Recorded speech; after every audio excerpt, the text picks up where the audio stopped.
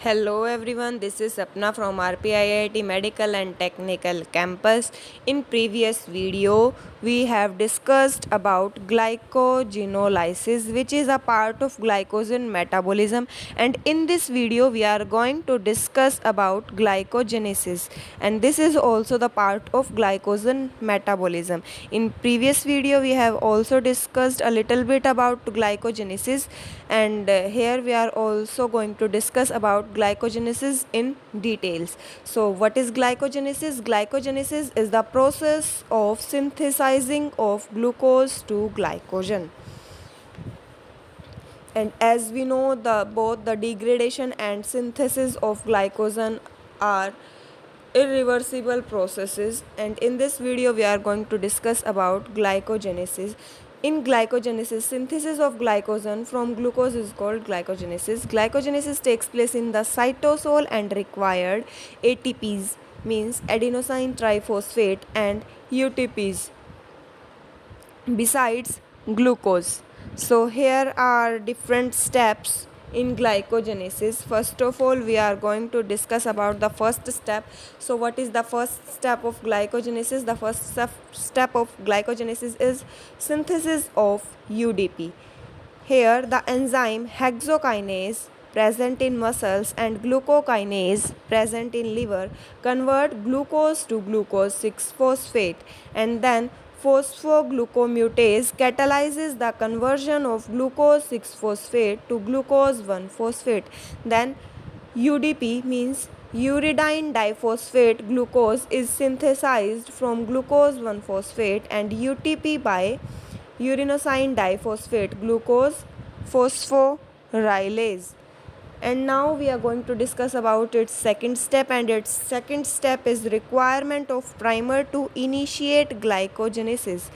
Here a small fragment of pre-existing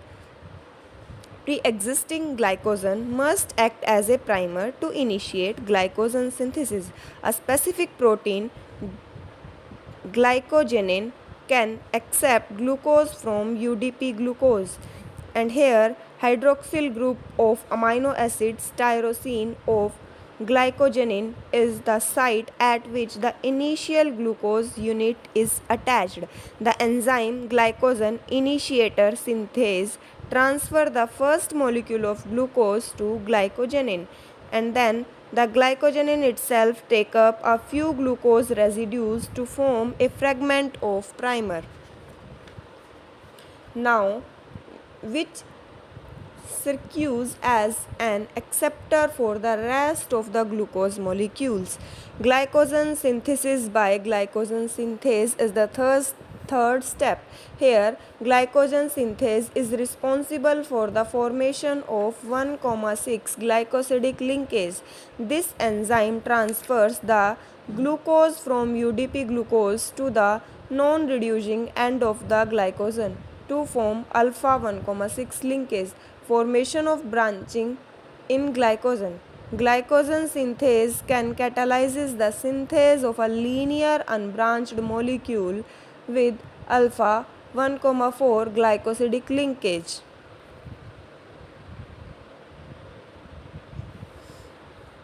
And glycogen is branched tree-like structure. The formation of branches is brought about by the action of the branching enzymes, namely glycosyl 4,6 transferase. This enzyme transfers a small fragments of 5 to 8 glucose residues from the non-reducing end of glycogen chain by breaking alpha 1,4 linkages to another glucose residues where it is linked by alpha 1,6 bond. This leads to formation of a new non-reducing end beside the existing one. Glycogen is further elongated and branched by the enzymes glycogen synthase and glycosyl 4 to 6 transferase. And here we can see the diagrammatic view of glycogen formation from glucose. Here is glucose and this glucose is converted into glucose 6 phosphate in presence of enzyme glucokinase, and here we can also see the ATPs are converted into ADP. Then this glucose 6 phosphate is converted into glucose 1 phosphate with the help of mutase enzyme. Then this glucose 1 phosphate is converted into UDP and glucose, and here UTPs are also converted into PPI, and then UDP is attached with glycogen primer with the help of enzyme glycogen initiator synthase.